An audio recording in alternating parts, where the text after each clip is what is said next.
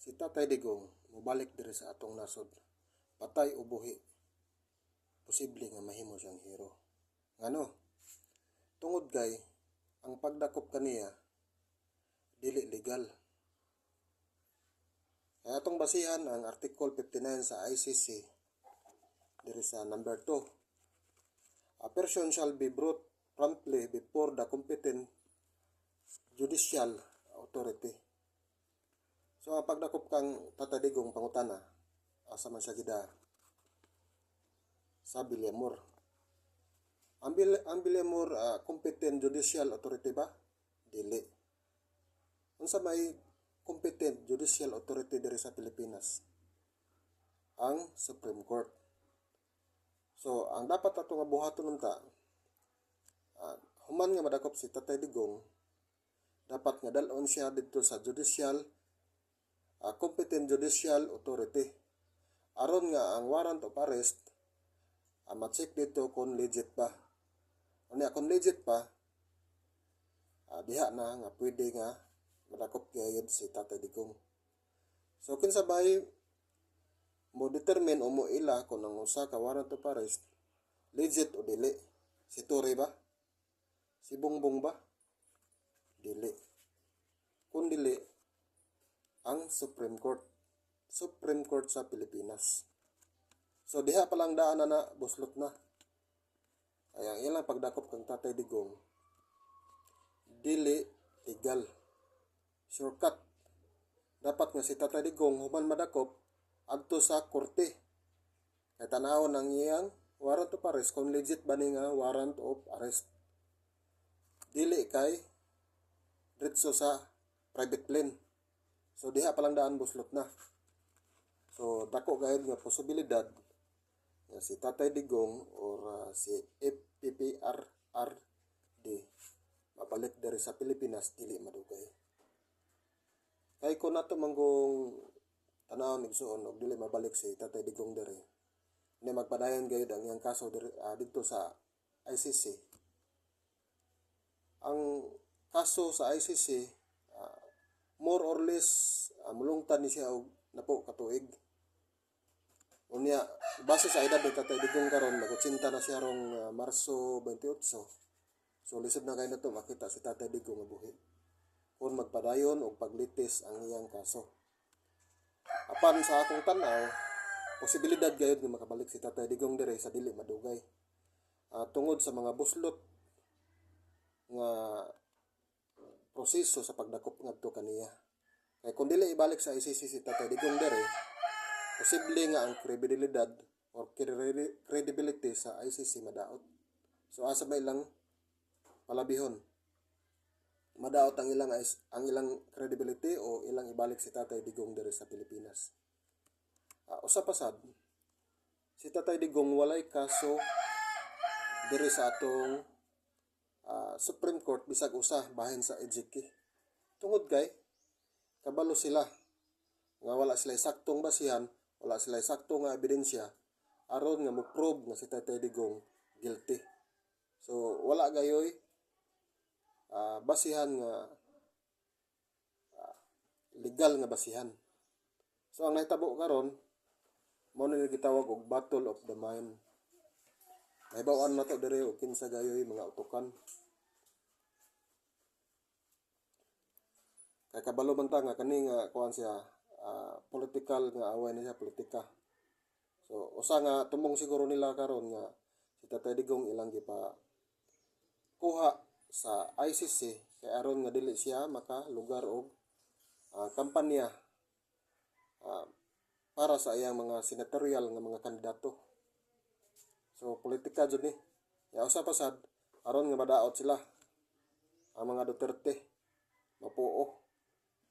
Pero ang posible karon nga mahitabo mabali nga si Tatay Digong mabalik diri sa Pilipinas tungod kay walay mga tarong nga basihan sa pagdakop kaniya. Unya mauna niya kini hinungdan sa pagkapuo sa mga Marcos. Kay man pamatud-an naman gid nga madaotan na sila nga mga tao. Nya si Tatay Digong gihigugma gayud sa mga tao. Majority sa mga Pilipino nahigugma kang Tatay Digong. dili kay mga Pilipino lang, apil ang mga lain nga nasod tungod kay sa rason nga si Tatay Digong ah, limpyo siya mo ang mga nasod nga dili mga membro sa ICC sama sa China. Si Trump mismo nagtanaw karon, nagtutok karon ka Tatay Digong. So ang ICC nangingking gina karon. So kinahanglan nga dapat nga naagay legal nga basihan ang ilang buhaton kang Tatay Digong. So atong tanawon og unsay kuan papel sa ICC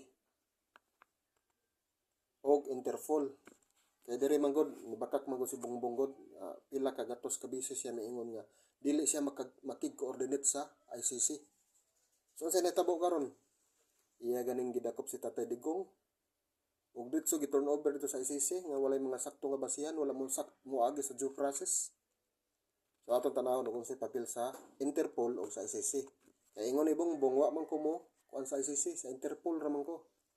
So unsa man ning Interpol? Ang kaning Interpol mo ni gitawag og International Police. Ang papel aning Interpol mo ni siyang mo kuan na siya og red notice kung ay mga kriminal nga ilang makuan sa laing mga nasod, mo kuan sila og red notice. So mo ni sila tagapagpatupad ng batas ba.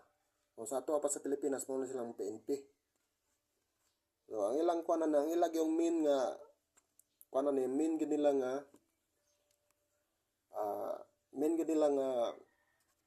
kuan sa Interpol, ang main nila nga buluhaton mo gid ang track and arrest criminal. So unsa man pod ang ICC? Ang ICC mo ni siya ang kung sa Pilipinas pa mo ni siya ang Supreme Court. Mao ni siya ang tagalitis, investigate and prosecute serious criminal. So ang nahitabo kang Bongbong karon nga kabakakan ni Bongbong, Interpol ra kuno ilang gikuan kay ni coordinator kuno sila sa Interpol. Ang Interpol ni hatag mag red notice kang Duterte. So ni coordinate lang sila mo nang gingon nga trabaho lang. Pero ang kuan gid mo ni palusot man niya. Di ba? Kay ang ICC dili mo kuan ang Interpol di maka itawag ani ang Interpol di makadakop sa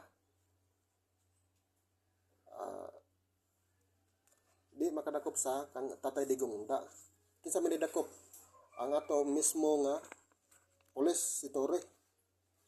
So kani si Torre karon mayagpag ni tungod kay na mag-back up, gibackupan ni sa atong pangulo ni Bongbong. So diri na nato makita ang dako nga kabakakan ni Bongbong. Siya ang nagpaluyo ni ining tanan. Tungod ni sa politika. Huwag ni utang kabubuto ng tawana kay si President Duterte mao pinagpalubong siyang amahan sa libingan ng mga bayan ni. Maopay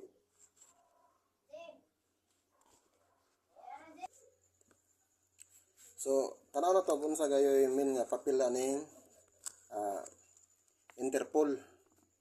Mo na siya ang ilang dakpon kaning mga drug trafficking, wala si Tatay Digong ana. Ang mga terorista, wala po si Tatay, terrorism, wala si Tatay Digong ana. Fraud, wala si Tatay Digong ana. Cybercrime, wala po si Tatay Digong ana. Yang sa ICC, ang ilang focus nga mga krimen mo ning war crime, wala si Tatay Digong ana. Kaning genocide, wala si Tatay Digong dia. Kaninong crime against humanity, mo na ilang sumbong kang Tatay Digong. Pero lisod kay ni i-prove igsoon kay diri sa Pilipinas walay bisan usa ka kaso nga nakaso kang Tatay Digong bahin sa EJK. Tungod kay kabalo sila nga lisod kaayo i-prove tungod kay walay sakto o lig-on nga ebidensya basihan nga ilang masumbong or mahitabo ang mahimong madutlan si Tatay Digong. So ang atong iampo karon nga unta makabalik na si Tatay Digong diri. Kay kabalutan na si Tatay Digong ang iyang kasing-kasing naagayod sa mga tao.